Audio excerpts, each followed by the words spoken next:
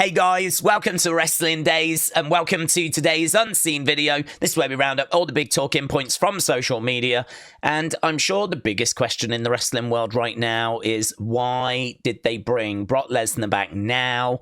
Why now? Why is it that he came back at SummerSlam? What has changed? What's going on? Why did legal clear him? Because apparently they only cleared him 4 weeks ago. And so obviously people are looking for that as an answer. Sadly, I don't have the answer.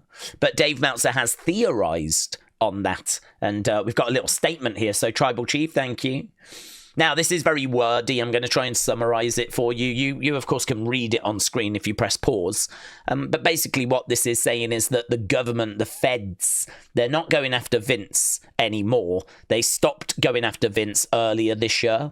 And so what Dave is saying is, you know, did that give WWE a bit more confidence to actually bring Brock Lesnar back, that this is now just a civil case and that the government are not involved? The only thing I would say is that that was earlier this year, so I don't know why we've waited so long. But maybe they couldn't get it all sorted in time for WrestleMania, and then they looked at the calendar and thought, well, SummerSlam is our next big show, and so we'll do something for SummerSlam. Maybe that was the thought process. Dave actually goes on to say that if this case ends up getting settled, then maybe they think that the Lesnar stuff won't be like a major factor. Which, honestly, there's probably some truth to that because, you know, if the government aren't after Vince anymore, and if this case gets settled, if, like, Vince pays a lot of money, and this case just sort of goes away, it's settled out of court, then, I mean, that could really be the end of it all. The only thing I would say is I think there would still be an uneasiness in the fan base. Because, I mean, honestly, there are questions for Brock to answer. There are things that we don't know. Brock obviously was very involved. He was very aware. But what was he aware of? What did he know? Just because he doesn't have to answer anything in a court of law, I think there's still answers people would like. So it's a difficult one. It's a very difficult one. But yeah, I thought it was quite interesting just reading Dave talking about the case and sort of trying to get his own head around why now? Why did WWE bring back Brock now? And as I said, I thought there was enough interesting bits there to include it in Unseen. Right, Meltzer also went on to give us star ratings. Now, I spoke about these in the watch-along, so I'm not going to share my thoughts on this. You know, just let's go through it. So 5 stars for Cody and John Cena. CM Punk Gunther 4.5. Logan Drew Jelly Roll Randy 3.75. Roman J against Bron Breakker and Bronson 4. The TLC 4.75. Naomi Rhea EO 4. Tiffany Jade 2. Becky Lyra 3.75. Solo Jacob 2. Dominic AJ 2.75, Alexa Charlotte against Raquel Roxanne 3, and Sami Karrion, the lowest rated match, 1.5. So, I mean, obviously the ones that jump out would be the cage match, 2 stars, Tiffany Jade, 2 stars, Sami Karrion, 1.5. And then the other end, the TLC 4.75, CM Punk Gunther 4.5, and a 5-star rating for Cody Rhodes, John Cena. As I said, I'm not going to give my personal thoughts on this. I've already done that in the watch-along. Plus, also, we'd be here for ages if we were to, like, kind of go down that and share opinions on that. So you'll have to let me know in the comments how you feel about these. It's only Dave Meltzer's thoughts. I mean, it's not anything big or that important. But a lot of people do like to know kind of what he has rated the matches. And, well, look, WWE being awarded a very rare 5-star rating. Right, so Curtis, thank you. Christopher, thank you. So there is reportedly talk of having 2 WrestleManias in 1 year, with one taking place in Saudi Arabia. Those in Saudi Arabia reportedly believe that WrestleMania will take place in the country in 2027, and they are pushing for The Rock to headline the show. Now, this has been spoke about before. I don't think it's featured in Unseen because this was actually from many, many years ago, probably like 4 or 5 years ago, maybe even 6 years ago, that I read that WWE were looking at doing 2 WrestleManias a year. the WrestleMania that we know and love, end of March, early April, that would still be in America, North America, Canada, and that would be the normal WrestleMania. But then there would be a second WrestleMania later in the year. That would be the one that would go to Saudi. It would go to the UK. They could potentially go to Mexico, Japan, Australia. It would be WrestleMania, and it would be as big as WrestleMania, but it would be the international WrestleMania. So you'd have the first WrestleMania, which would be America, Canada, and the second WrestleMania would be international. Now, obviously, nothing came of that, so that just sort of went away. But that was something I heard years and years and years ago. So when I read this earlier, I was like, oh, it's back again. A second WrestleMania, only this time being in Saudi Arabia. I don't know if that would just be a one-off. I don't know if that would just be a case that it would be just for the year 2027. But as I said, old rumor years ago where they were thinking of doing two. I never quite understood it because, of course, we have SummerSlam. So where would you fit that second WrestleMania? So I never quite got my head around it. I mean, they never fleshed it out. There was never anything in the way of details. But yeah, interesting. I mean, I could see it. I don't know how you would number it.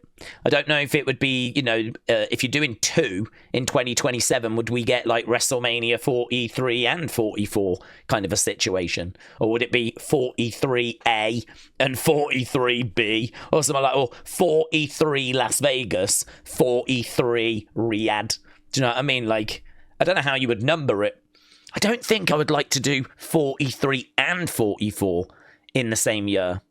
I don't think I'd like to do that. I think I'd rather do 43 Las Vegas and 43 Riyadh, and then the next year would be 44, Don't know. I don't even know if it's going to happen, but that coming from Wrestling Observer Newsletter. Okay, as well as that, Brock Lesnar was fully paid during his WWE hiatus. So there we go. He was continuing to be paid in full whilst he was away. So I think that means he wasn't suspended. That means that his contract has just kept going. So don't know when his contract expires, but certainly implies that we've just been continuing his contract. So it's probably not too far away from expiring. Okay, this is coming from Fightful Select. So WWE Ethan, thank you. As of midnight Friday, Karrion and Scarlett have not signed new contracts with WWE. Their deals expire this Sunday. So that is the latest, and coming from Fightful Select as well. The only thing I would say is if they have reached out to Karrion and Scarlett and asked them and they've said no, are we being told the truth? Are Fightful being told the truth? I don't even know what the truth is with this story. So all we can do is just see the latest news that's coming through and present it. So at the moment, the streets are saying that as of Friday, Karrion and Scarlett had not signed new contracts. But I don't know, if you was to ask Karrion and Scarlett right now, would you be getting the truth on that? I just don't know. Right, WWE Unreal Season 2 is going to come out in 2026. It was said they were filming a lot of stuff backstage this week, so the Lesnar stuff would seem to be part of it. Well, there's been a bit more of an update, and what I've just read was that actually it's going to focus more on Seth and Seth's worked injury than it is on Brock's return. So I certainly don't think that the people filming knew that Brock was coming back, because of course you would run the risk of that getting out, right? So I don't think they knew about that. So I'm not sure that they're going to have had loads of footage. So I don't think we're going to get much regarding Brock in season 2 of Unreal, or certainly not the SummerSlam part. So yeah, a little bit of an update there that it looks like it's going to focus more on Seth and his injury. Right, that was WWE. Let's have a look at Wyatt's. Lots of merch. So new Halloween Horror Nights Wyatt shirt drop. So I think we've seen that before, but that one looks new. So new kind of jumper shirt that's hit the store there. There's that new shirt. We've got other bits as well. Look, like a hat, a bag, some badges. That's part of the bag. So yeah, they've got some bits that are hitting. Some nice stuff, actually. That's quite a nice bag, isn't it? I mean, not for me, not something I would need, but for some of you out there, not bad. Darkness Bliss said Lily has got a 6 on the dress. So, Brady, shout out to you. I mean, we know that Alexa has got references to the Wyatt Sicks and certainly to Bray. So Lily having that is not the biggest shock in the world, but I didn't know it was there. So just worth knowing, isn't it, that there is a little reference to the Wyatt Sicks, the Wyndham Six, and to Bray on even Lily's dress. So even Lily is representing. And Nikki Cross posted this new merch that's hitting the Universal Studios store. She's posted that as well. So that coming from Nikki Cross. Let's go over to SmackDown. A few bits in here, not loads actually. It was an interesting show, but there wasn't like loads of stuff that came out of it. Do love these graphics though. This is like Van Gogh, I believe, kind of style. And obviously the Eiffel Tower there. It's very arty, classy, culture. It's kind of what you think of when you think Paris. So John Cena, Logan Paul, wasn't expecting that. Really thought it was going to be John against Brock in Paris. Seems like they're just saving that maybe for Australia or Survivor Series. But yeah, John Cena against Logan is what we're getting. Clash in Paris. So Tribal Chief, thank you. Yeah, people asking, and I didn't catch this, but people asking what the hell happened to the pyro. So we got that instead, rather when Cody kind of puts his arms back, rather than like, it's just like these smoke machines instead. There is still pyro when he goes like that, you know, punches down, you still get like a bang. But I don't know, was it a botch or are they trying to save money? I mean, knowing TKO, I wouldn't be shocked if they're trying to save money. So I'm not sure, but quite a few people commenting about the fact that it wasn't pyro. It was just like this smoke that came out instead. Didn't really have the same impact. Roman Reigns SEN said this is the Clash in Paris card so far. So Cena, Logan, Cody, Drew, surely soon to be confirmed. Certainly after what went down at the end of this week's episode. And we already know about Naomi against Stephanie Velcro. So yeah. Looking all right, actually, as a cards. I mean, I'm not crazy about Cena Logan personally. Definitely was after something other than that. But I think Cena Brock is very controversial. So I'm not even sure that I was after that, to be honest with you. So we've just kind of replaced a match that I'm not that bothered by with another match that I'm not that bothered by. So, but I like Cody Drew and Naomi Stephanie will be really good. And who knows? I don't know what we're going to do with the Wyatt Sicks. Kind of felt like they have got a few people sniffing around. Obviously, JC and Talatonga kind of entering that tag division. Could we be building to a bloodline, Solo's bloodline against a Wyatt Sicks kind of a situation, maybe? Don't know. We're going to have to wait and see. Yeah, this was kind of cool. John Cena bumping into R-Truth. And R-Truth said, if you're back, I'm back. Cena and Truth are back to their old ways. So Patrick the Heel said R-Truth's serious wrestler return run was more short-lived and unsuccessful than John Cena's heel run. And that's impressive. So there we go. Seems like Cena is obviously back to being a babyface. And it seems that R-Truth now is back to being kind of the comedy character. Which I hope so, because that's what people love. And I think WWE were going to really struggle to book a very serious Ron Killings, you know. I just don't think creatively they've got anything for that character. So, yeah, I think you can always find stuff to do for R-Truth and that kind of comedy character. So, I hope so. I hope this is true. I hope R-Truth is back. But, yeah, good.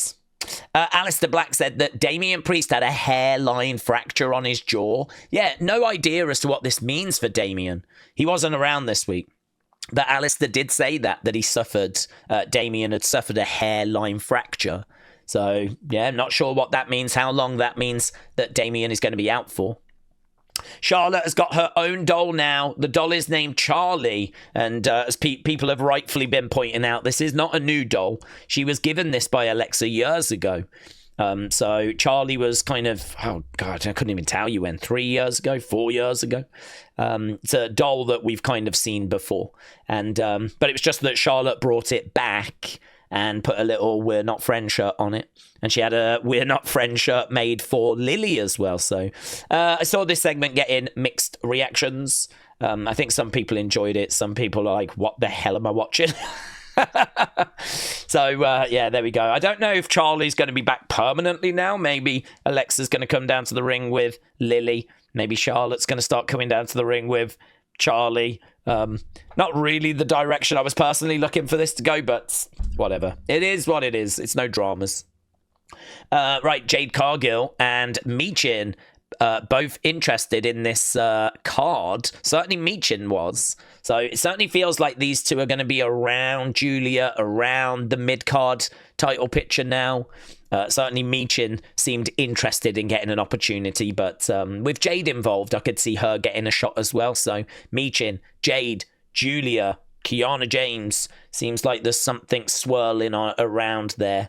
Could lead to a triple threat maybe, or maybe Michin will have a go first and then Jade will have a go afterwards against Giulia. But thought that was interesting. Oh, mate. Good God, Candice, said Crispy Wrestling. I know, look at that. That is from that amazing TLC match. And, yeah, horrific. Heard from the Wyatt Sicks, and the bit that caught my ear as well, the Wyatt Sicks story has only just begun. Oh, I hope so. Let's dig into these characters. Let's dig into this universe. Let's dig into this group. And again, you know, that tension that was, like, you know, being teased, some of those theories, it's not shown itself, has it? The cracked mask and, you know, that kind of message we looked at yesterday, it doesn't feel like there's any problems here. So, yeah, the Wyatt story has only just begun. And this was interesting from John, obviously getting an amazing reaction. I mean, Montreal was brilliant. Really passionate crowd, really great reaction. John Cena said, I don't know what universe me right now would ever choose Brock Lesnar as an opponent. I mean, like, I think that line was in there just to kind of make it clear that John did not select Brock, right? This is not John's doing, bringing back Brock Lesnar. I think John had already made that clear with the they deal them, I play them line. But even in this promo, he still found a way of saying, I don't know what universe me right now would ever choose Brock Lesnar as an opponent. Obviously, he followed that up by saying, but I don't know in what universe I would ever back down from a fight with Brock Lesnar. So, very interesting, but obviously that is a match that's coming further down the road. We found out John Logan is the plan for Paris.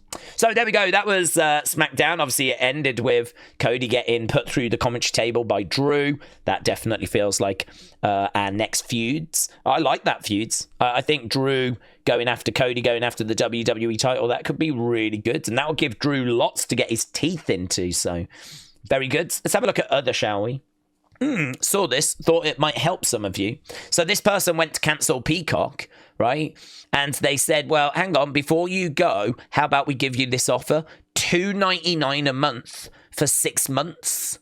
So getting a much better deal. So this person's gone for that offer.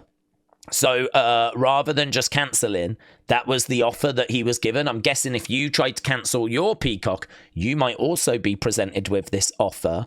And to be honest with you, many of you in America, you are not going to need Peacock past 6 months because WWE is going to move over to ESPN.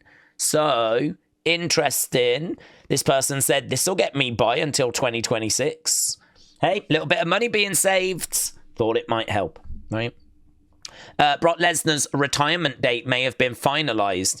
There's not really much to this story, to be honest. So the theory doing the rounds is that because Brock has been paid and his contract was not frozen, that might mean that his contract is up next year, and next year SummerSlam is in Minnesota, and that's obviously where Brock is billed from. So could it be a case that SummerSlam next year is where Brock calls it quits? There is absolutely no word doing the round saying yes, that is where he's going to call it quits. It's just a theory that's kind of doing the rounds, that they might be bringing him back to kind of set up his final run and to actually have him go out on a high at SummerSlam next year in Minnesota, and that might be him done. So don't know, maybe, but there's not really too much to that, to be honest. Steve, thank you. Here's a picture of Vince. He's going to be involved in an upcoming Hulk Hogan piece on TMZ. I think it's Tuesday that it drops, and they've actually spoke to Vince about Hogan, and so this is the most recent image we've seen of Vince McMahon. I think there is some footage of him actually at the funeral, and actually there is, because Henry's got that for us. So here, if we go over here, we can actually have a look at who, or some of the people that were at Hogan's funeral, right? So let's see if we can just get this moved over. Okay, let's see if we can get this playing. Leaked video inside Hulk Hogan's funeral. As the camera pans, we see all of the different wrestlers in attendance at Hulk's funeral. First, we see Hulk's friend Chuck Zito. Behind him, Triple H. We also see Jerry the King Lawler. There is Shane McMahon. And to Shane's left, we see Edge, aka Adam Copeland. And then right behind Edge, we see Diamond Dallas Page sitting down at a table. And then afterwards, there was an event at Hulk Hogan's bar, and we see ex-WWE star Matt Riddle. And behind Matt, we see Nick Hogan, son of Hulk Hogan. And here is the official program for Hulk's funeral. And we see many of the different pictures taken throughout his life. Leaked video inside Hulk Hogan's funeral. So there's not much of a video to it. It's very, very short, but it just gives you a glimpse inside and kind of who was there. Like, I didn't know Edge was there, for example. Apparently Vince is there somewhere as well. So Vince was in attendance at that funeral. So yeah, just a glimpse, just a little video that's kind of doing the rounds over on Facebook that I thought some might find interesting. Right. Oh yeah, really good. So this is the TLC match look. And I love the way they do these videos. You're just seeing like some of the big spots that went down during that TLC match. This is the Candice spot, and you can see how she got that bruise. Oh, moody. She kind of lands on one of the steps, doesn't she? And then when she goes down, like, it's the step that kind of goes into her thigh. So, yeah, I do love how they do these videos. They're very, very creative. Very, very good. And then bang, there she is. Totally get why she's got the bruise that she's got. The highs and lows of being a WWE fan. There they are, the network. Yeah! ESPN. Black Ice, shout out to you. This is one of the new Randy pranks. Oh. Cody, I hope you are stocked up on toilet paper. There's one count. Yeah. Oh, Cody, you're gonna. Oh. Out of the way. Oh, bathroom. Oh, get out of the way, man. Oh, please. Oh, thank God.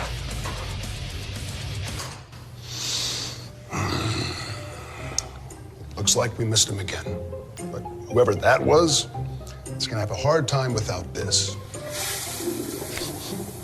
Do not go in there. Oh. There we go. So Randy trying to prank Cody. We've actually seen a couple of those already. So there he is at, I think that was WWE headquarters.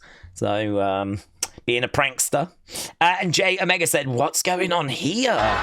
I mean, this to me is just that just looks like a visual representation of our community.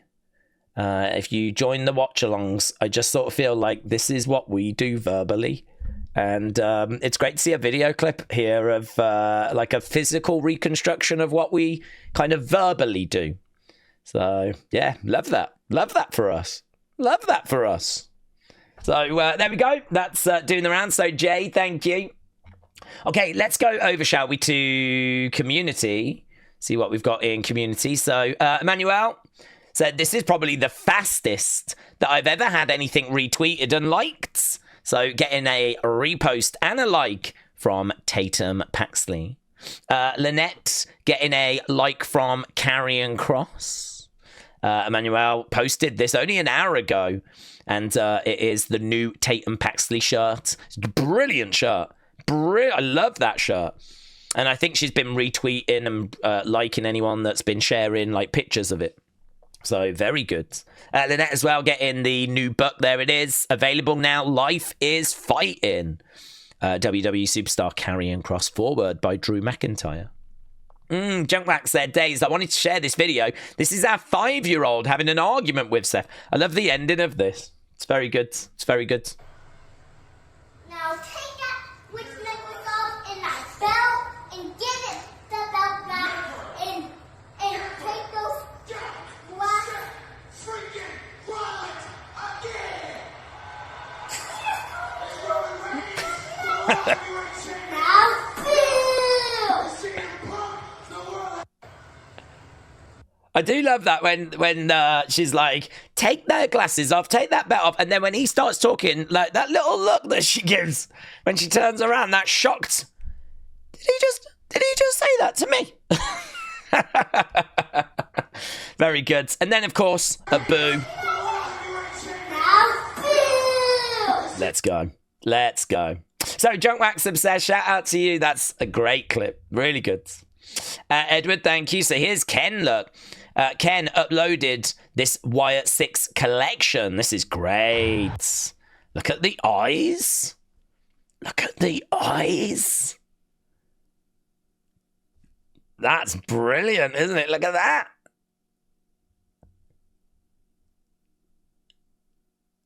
That's really good, that. Really, really good. So, Edwards, thank you. Brilliant. Right, World Hardcore Wrestling said, I went to the pre-show hospitality for SummerSlam. They provided free alcohol. I got myself a beer and I met American maids. I got a picture with them. I've got my beer handed back in, which Ivy Nile told me to chug, which I did. So you had a beer and Ivy Nile... Oh, that's amazing, isn't it? Ivy Nile telling you to chug a beer. That's amazing. She looks stunning there as well, doesn't she? She looks like she's walked out the 1960s. And Brutus looks like he's got out of bed. So, I mean, it's all happening. So, World Hardcore Wrestling, shout out to you, buds. Hieronymus Drake said, here's something for Unseen. I was having a clear out of some old books and magazines. The William Regal book is an excellent read, but it's possibly not as well known as the Mick Foley or the Stone Cold books. So, a hell of a collection there of books. Little dirty mag in the background as well, yeah. Just needed an excuse to buy that, didn't you? And, oh, well, there's a wrestler in there. That'll do. That'll do. But there we go. I'd imagine all the other Playboys are just over here, just off camera. I'd imagine stacked up like that. Stacked up. Filthy. Filthy boy. You filthy boy. Yeah. But Hieronymus, Drake, shout out to you. But Kelly the Wise Lady said, I got my signed copy of the new Karrion book. I don't want to mess it up. So I'm going to get the audio copy. I'm so happy to have this and I can't wait to read it. So there we go. Signed copy of Life is Fighting. So Kelly the Wise Lady, congrats. Black Ice, congrats. Got a repost from the undisputed champion, Cody Rhodes. So well done, my friends. Black Ice, congrats. And Raymond said I got a like and a response from Nikita Lyons. So there we go, smiley face and lion emoji as well. So congrats, my friend. So a very full community folder there. Love that. Love that for us. Oh, hello, we've got another one in here. Has this gone into the wrong one? Octo Gaming said it's been just over a year since got my favourite ever tattoo done. Hoping to get another Bray tattoo on my hand, on my other hand. So there we go. Octo Gaming, shout out to you. So you can just see, really nice, really good, really cool. And wants to get another one on the other hand. So, yeah, I think that found its way into the wrong folder. So, hashtag my life for you. So, Octo Gaming, shout out to you, buds. Right, HQ Last Kicker, Huddle Talk, Wrestling's Biggest Fan, Sweet Chin Wrestling, Claire Webb, Michael Neville, Robin, and Raymond. Thank you to you guys. Really appreciate the support. Appreciate everyone that supports this video series. And yeah, we'll be back with another episode of Unseen for you tomorrow. Thanks for watching. Bye for now.